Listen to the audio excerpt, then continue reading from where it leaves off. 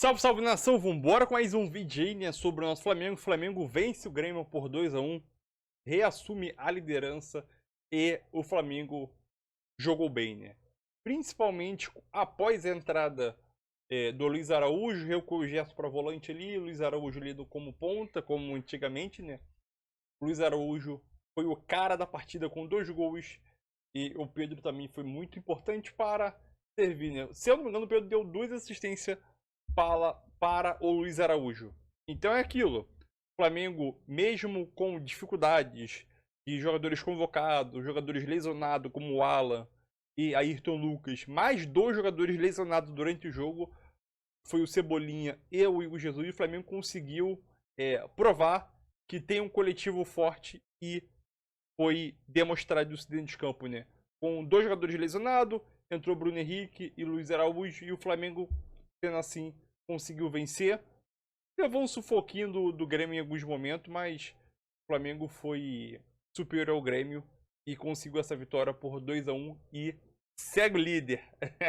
Deixe seu like e vambora para mais um debate aí, galera. Olha, eu tenho uma tela para mostrar para vocês. Daqui a pouquinho a gente vai mostrar o Neymar lá no Maracanã, tá, Fãs de Esportes? Mas eu tenho essa tela para mostrar o Tite desde a estreia pelo Flamengo. Em 43 jogos, ele tem 28 vitórias, 8 empates e 7 derrotas. O aproveitamento do Tite é de 71,3%, com 75 gols marcados e 23 sofridos. E a 6ª vitória seguida do Tite à frente desse Flamengo. A gente ficava assim, ó, depois de 3 vitórias, agora vai. E depois de 4 vitórias, agora vai. Aí 5 vitórias, olha, agora vai. Bom, agora foi, né?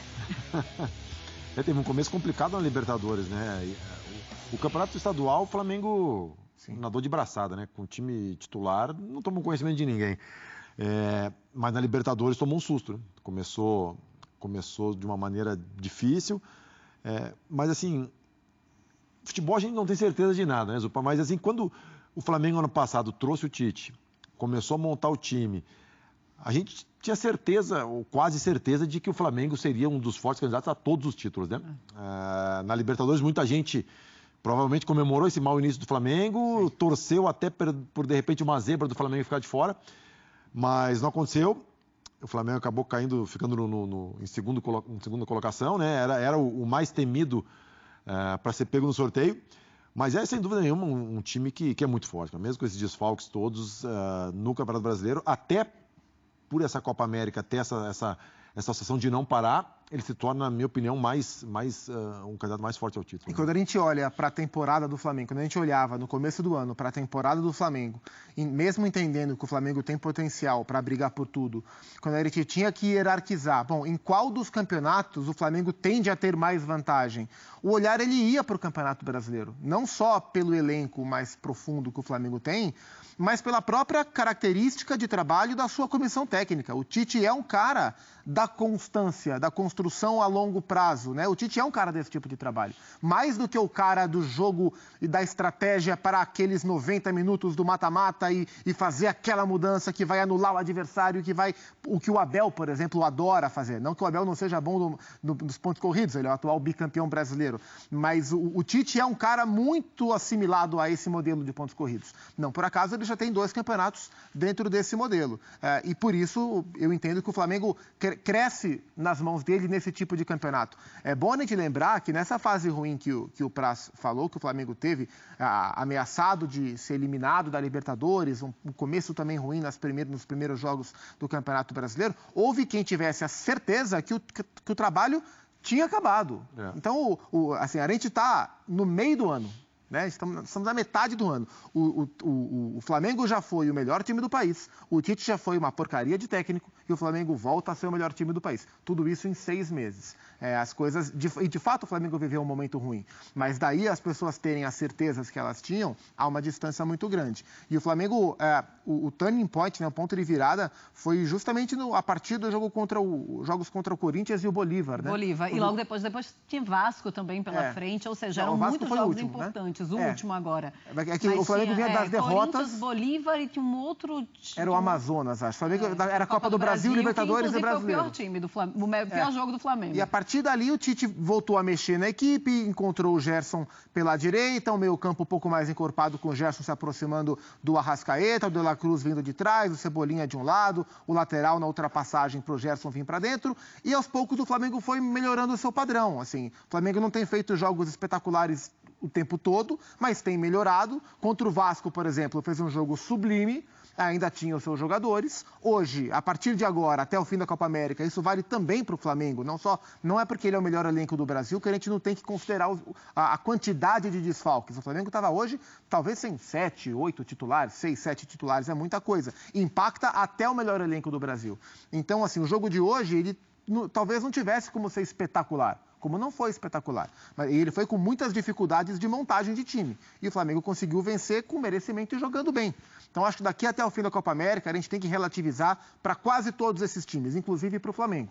Mas o recorte atual mostra o Flamengo com méritos, né? É compreensível porque é que o Flamengo ocupa hoje o primeiro lugar da tabela. Muito bem, vamos chamar Carlos Eugênio Simon aqui para este Sport Center. Vamos falar sobre aquele pênalti que foi e não foi do Kahneman em cima do Bruno Henrique. E deve ter polêmica também para a gente falar lá em Criciúma na partida do São Paulo contra o Internacional e São Paulo, porque o mando de campo era do Inter.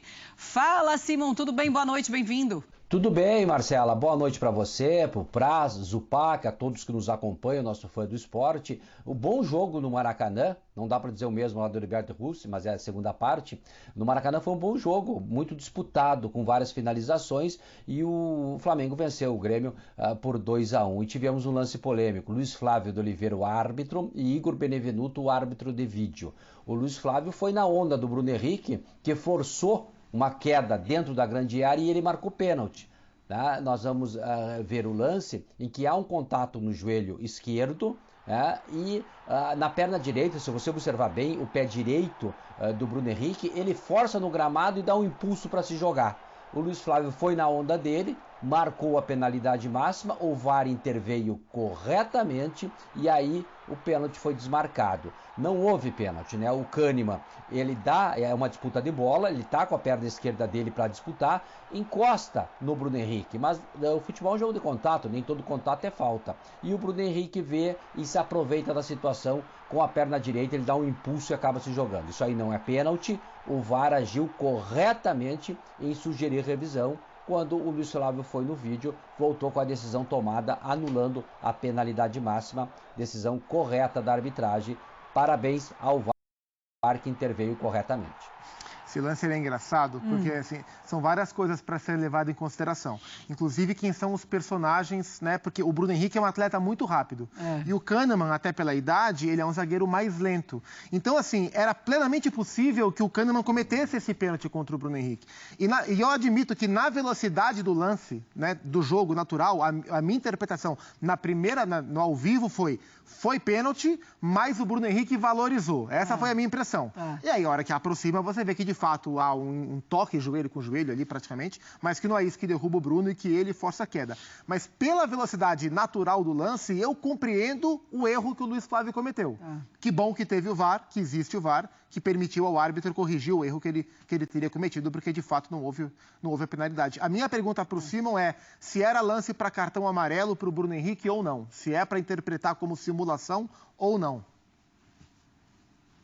Não, e você acaba de dar a resposta, Zupac, porque em primeiro ângulo, quando tu olha em velocidade normal, há um contato. Quando há um contato físico, não se mostra cartão amarelo, embora o jogador tenha dado uma valorizada, mas não caracteriza uma simulação claríssima. Tanto é que o árbitro foi ludibriado, o árbitro marcou a penalidade máxima, não é com o auxílio do VAR e desmarcou. Para mim não era lance de cartão amarelo.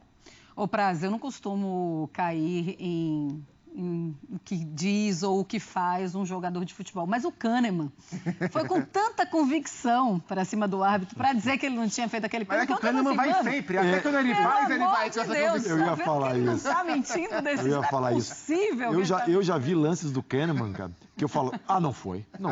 Ele ajoelhava... Podia Deus, né? Aí quando tu olhava, tava ele agarrado no cara, puxando a camisa, quase arrancando a camisa. Então assim, não dá para levar muito em consideração. Mas o que me chamou a atenção... Ele me convenceu muito hoje. Mas o que Diferente do que o jogo que ele fez, né?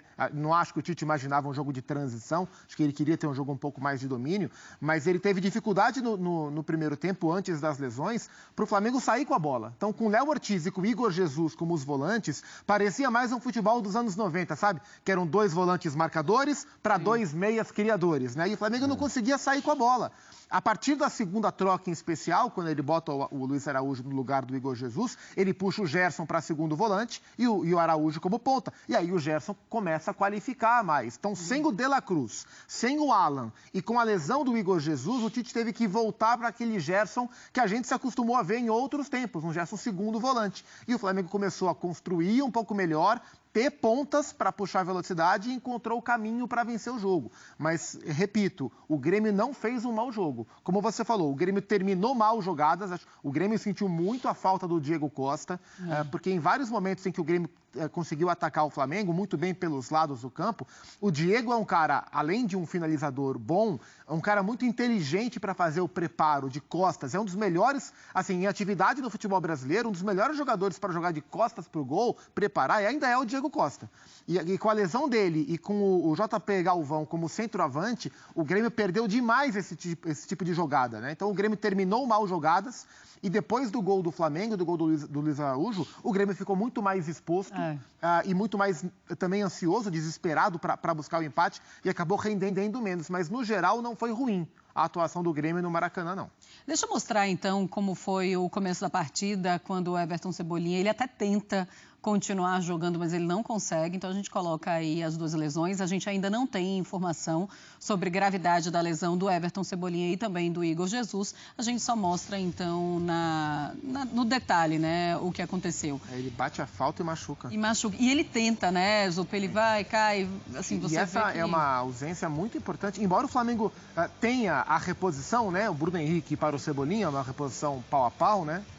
Mas no Flamengo do Tite, os melhores momentos do Tite no Flamengo sempre tiveram o Cebolinha como, se não o protagonista, o segundo protagonista, né? Então, perdê-lo, não sei por quanto tempo, espero que não seja uma ausência, mas se for nesse período de Copa América, um cara com esse papel de importância dentro do time, é uma pancadinha, né, para o momento do Flamengo, né? Embora o Bruno Henrique seja um grande jogador, o Bruno não fez uma partida do mais alto nível.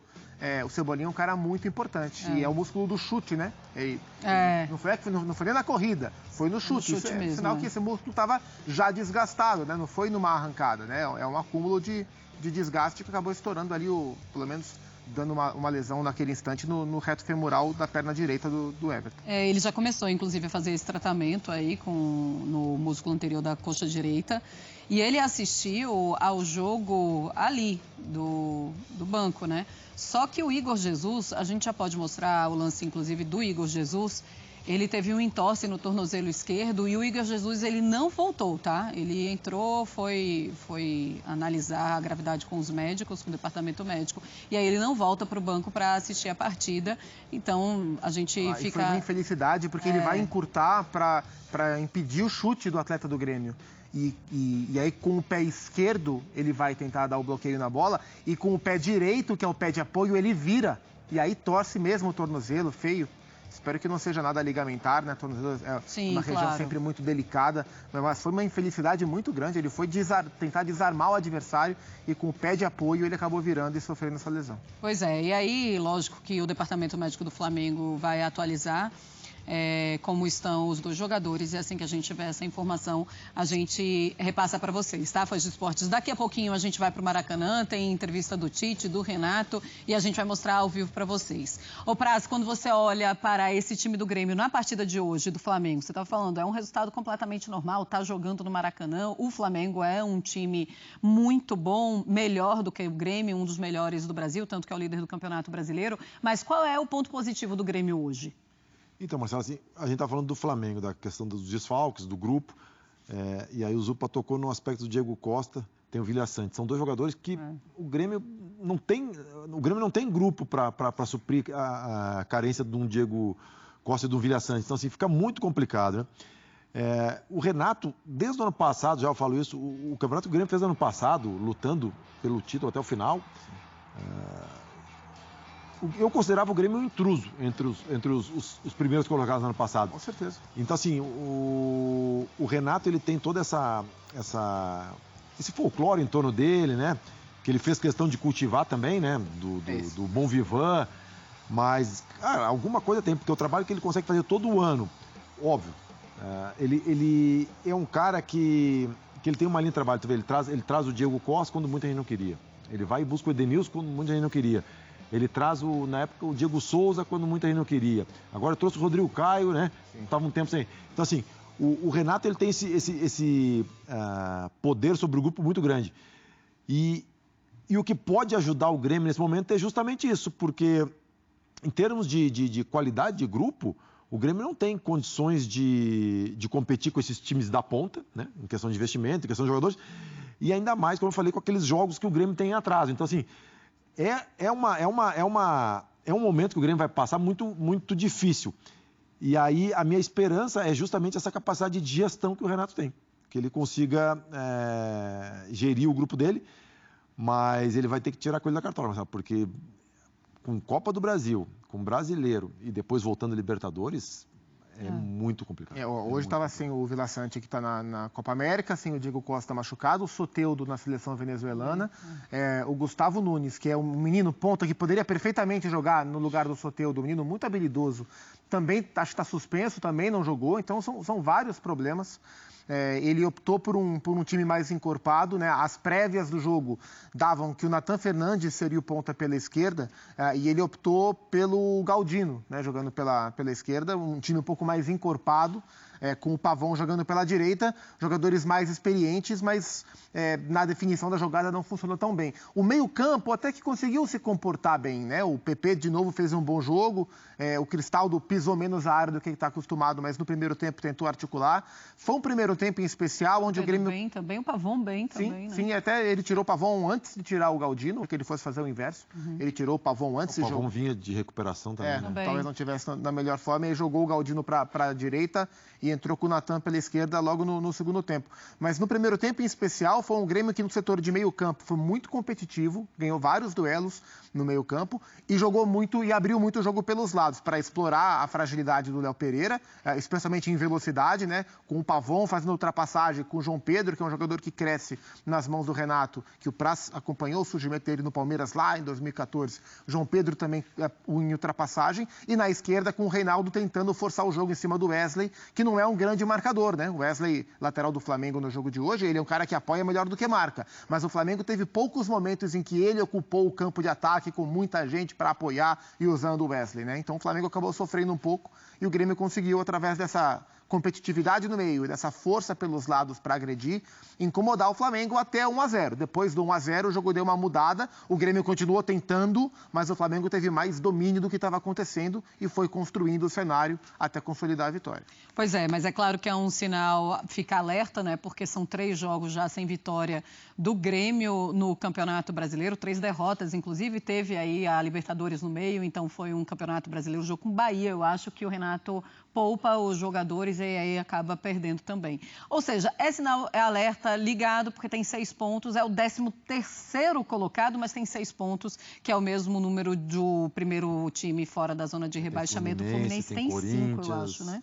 Então tá bem... Não, o Fluminense tem 6 pontos, e aí o Criciúma, que tem 5 pontos agora. Ainda vou atualizar para a gente ver exatamente como vai ficar a tabela. Olha, eu tenho Então é isso aí, galera. Mais um vídeo aí, né? O Flamengo vence aí o Grêmio aí por 2-1. E podemos citar que após a saída de... Não vou dizer nem do Cebolinha, mas do Igor Jesus, né? Com a entrada de Luiz Araújo, o Flamengo ficou um time mais vertical. Um time muito leve e muito rápido, né? Principalmente nos contra-ataques.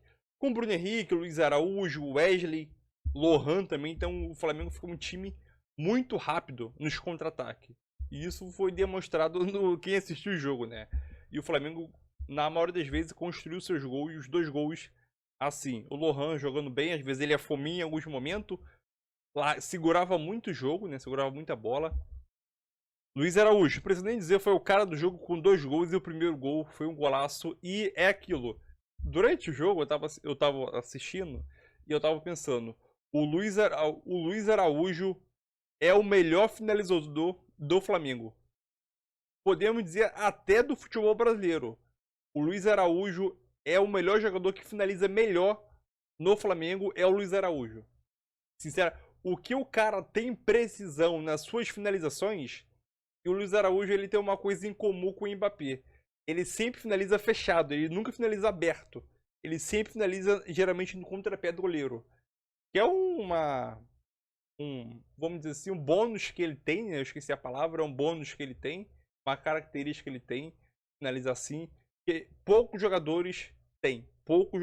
Geralmente jogadores vai bater, sempre busca o canto a seu favor, né? Para a bola pegar aquela curva e entrar. Então essa é uma característica muito boa do Luiz Araújo e ele demonstrou no jogo aí que ele estava afiado nas finalizações, né? Segundo gol foi um gol embaixo das pernas de quem, não sei se foi do João Pedro lá.